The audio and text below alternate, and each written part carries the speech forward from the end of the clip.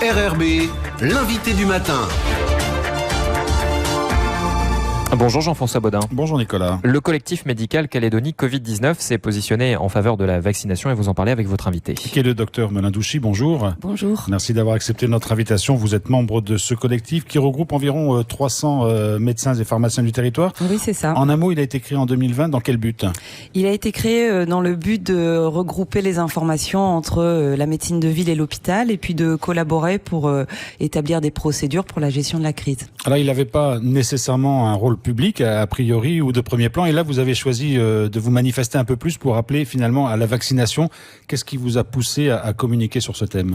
Alors effectivement, le but du collectif, c'était pas forcément de faire de la communication au grand public, mais aujourd'hui on a quand même une inquiétude et un message fort qu'on voudrait faire passer aux Calédoniens, c'est de ne pas se soigner sur Internet et surtout pas sur les réseaux sociaux. Et on incite les gens qui ont des questions concernant la maladie ou la vaccination à se renseigner auprès de leur médecin traitant. Le mieux, c'est d'aller rencontrer son médecin traitant, d'en parler avec lui pour lever peut-être un certain nombre de questions ou d'incertitudes que le patient peut se poser. Exactement. Sur les réseaux sociaux, on voit diffuser de nombreux articles dont la majorité ne sont pas sourcés avec des articles médicaux fiables. Et donc, sur le collectif, nous relayons toutes sortes de sources. Il y a un comité d'experts scientifiques qui fait de la bibliographie et toutes ces informations-là sont en possession des médecins calédoniens. Alors, d'après les renseignements que vous avez, les gens que vous recevez en consultation, les renseignements que vous croisez peut-être avec vos confrères, quelles sont les raisons pour lesquelles un certain nombre de personnes refusent ou tardent ou ne veulent pas trop se faire vacciner ? Est-ce que vous avez des lignes de force qui se dégagent ? Alors effectivement, il y a plusieurs profils de crainte. Alors il y a des gens qui auront juste peur parce que c'est une injection. Il y a des gens qui ont... C'est la piqûre qui leur fait peur. C'est la piqûre qui leur fait peur. Il y a des gens qui sont freinés par le fait de prendre un rendez-vous. Et donc il y a sur le site du gouvernement toutes les dates de vaccinodrome où les gens peuvent aller sans rendez-vous. Il y a des gens qui ont préféré attendre. Le fait d'être sous bulle, d'être dans un environnement protégé, Covid-free, ça a donné l'envie de prendre son temps avant de prendre la décision. Il y a des gens qui ont surtout entendu dire ou vu passer toutes sortes d'informations sur les réseaux sociaux et qui ne savent plus démêler le vrai du faux. Et ces gens-là ont été un petit peu induits en erreur ou en tout cas se questionnent et ne savent plus prendre de décision. Parmi les raisons que vous avez employées, des gens qui disent il n'y a pas d'urgence, finalement on est en territoire Covid-free, c'est pas la peine, on peut attendre. Attendre, ça peut être aussi devenir à terme un petit problème. Oui, surtout en ce moment, ce qui nous inquiète, c'est qu'on voit émerger donc le variant Delta, qui est le variant indien, et qui est un variant extrêmement contagieux, puisqu'il est 2 fois plus contagieux que le variant Alpha, le variant anglais, qui était lui-même 2 fois plus contagieux que la première souche du coronavirus. Donc ce variant, il a 2 conséquences du fait de sa virulence. Il va avoir une contamination plus importante des personnes, c'est-à-dire quelqu'un qui est malade va contaminer jusqu'à 6 personnes autour de lui, et surtout le temps d'incubation, c'est-à-dire entre le moment où on rencontre le virus et le moment où on est malade, est réduit à 3 jours, 4 jours au lieu de 6 jours précédemment.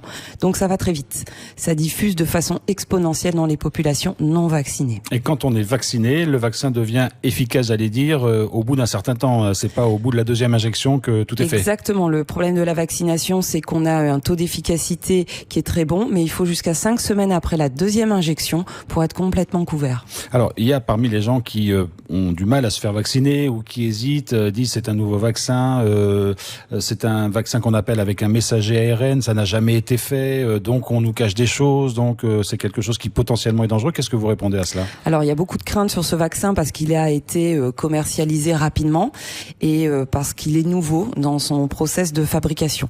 Par contre, c'est pas parce qu'il est nouveau sur le marché qu'il est nouveau à l'étude. Les vaccins à ARN messager sont étudiés depuis les années 2000, c'est-à-dire depuis une vingtaine d'années. Ils sont étudiés dans les maladies infectieuses, dans les autres coronavirus, le Zika, le CMV, de la rage, et surtout sont déjà utilisés en cancérologie. Donc il y a beaucoup d'études et c'est pas une thérapeutique qui est récente. Ce qui a permis qu'il soit diffusé de façon très rapide, c'est qu'il y a eu des budgets énormes qui ont été débloqués pour la recherche et surtout le recrutement du nombre de patients patient, pour monter une étude médicale, il est dépendant, on va dire, de la fréquence de la maladie. Si vous avez une maladie qui donne 10 malades une fois par an, pour mener l'étude, il va falloir plusieurs années. Quand vous avez une pathologie qui touche des milliers de personnes sur un temps très court, de monter une étude, c'est très rapide. Et sur les études de phase 1, c'est-à-dire les premières études phase 1 et 2, on a eu un recrutement de 40 000 personnes en quelques semaines, ce qui a permis de monter l'étude en quelques semaines. Alors, est-ce que, et pour certains, ils disent ça sert à rien de se faire vacciner, puisque de toute façon, on peut quand même contracter la maladie. Alors, quels sont les bienfaits de la vaccination par rapport à la maladie elle-même? Alors, déjà, c'est faux, parce que 90% des personnes vaccinées ne vont pas du tout attraper la maladie, donc n'avoir aucun symptôme. Et il y a 10% des gens, 10 personnes, qui pourront avoir des formes polysymptomatiques, c'est-à-dire très légères, et qui vont ne pas faire de forme grave et ne pas être hospitalisées, et très peu diffuser le virus. Donc l'intérêt de la vaccination, c'est de ne pas être malade et de ne pas faire de forme grave. En Calédonie, où est-ce qu'on en est de la vaccination aujourd'hui? Est-ce que vous avez les chiffres actualisés? Oui, alors actuellement, on a 60 000 personnes qui sont totalement vaccinées, c'est-à-dire qui ont eu les 2 doses, et on a 66 000 personnes qui ont déjà bénéficié d'une première injection. Ça représente 20%, 24% de la population qui est éligible à la vaccination, et 40% des personnes vulnérables. Ce qui nous inquiète un petit peu, c'est que parmi la population vulnérables ont surtout été vaccinées les personnes âgées de plus de 75 ans, celles qui sont dans les instituts, et très peu les personnes jeunes qui ne se connaissent pas forcément comme étant un risque. Et je tiens à rappeler du coup que les facteurs de risque de faire des formes graves du Covid, c'est essentiellement l'obésité, le surpoids, l'hypertension non traitée, même chez des gens jeunes. Et pour ces personnes, il y a donc plus de risques que pour les personnes en bonne santé, j'allais dire. Exactement, le risque il est vraiment très important, et maintenant bien retrouvé sur toutes les études qu'on a de nos confrères en métropole.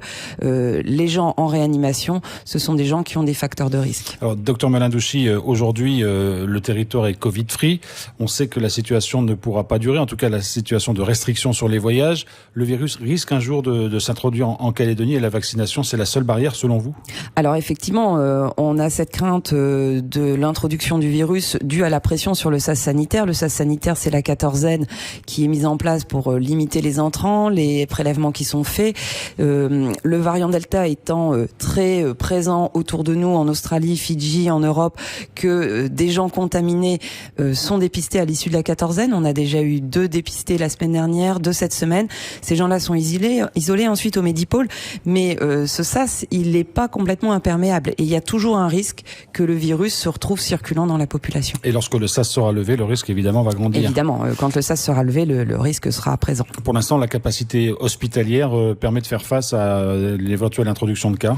Alors, pour l'instant, la capacité hospitalière, elle permet de faire face à l'absence de cas, mais en cas d'introduction, on sera limité par des moyens humains, puisque dans le secteur hospitalier, il y a 10 lits de réanimation qui peuvent être mobilisés pour des cas Covid, et des lits de réa avec des cas Covid, ça monopolise 25 infirmières et 12 aides-soignantes pour armer ces lits. Ce qui va être compliqué en termes d'effectifs médicaux et paramédicaux, puisque la Calédonie en ce moment n'est pas en excès de personnel hospitalier. Alors le collectif médical Calédonie Covid-19 relaie ce message sur la vaccination. Ça va être une sorte de ligne de force dans les semaines qui viennent pour vous, pour le travail de ce collectif? C'est ça, c'est surtout un travail de réinformation qu'on veut faire. On n'est pas là pour porter l'étendard de la vaccination, c'est pas notre travail. On est là pour répondre aux questions des patients. On est là pour leur dire venez nous voir si vous avez peur, venez nous voir si vous avez des questions. Ne relayez pas des informations sur les réseaux sociaux que vous n'avez pas vérifiées, même si le slogan est alléchant. Et il y a des moyens de se faire vacciner facilement. Il y a un numéro d'appel pour prendre rendez-vous. Nous, on peut prendre rendez-vous pour nos patients. On peut aussi les orienter vers les vaccinodromes. Et c'est notre travail de répondre aux questions tous les jours. Docteur Malindouchi, merci beaucoup d'avoir été avec nous. Merci à vous.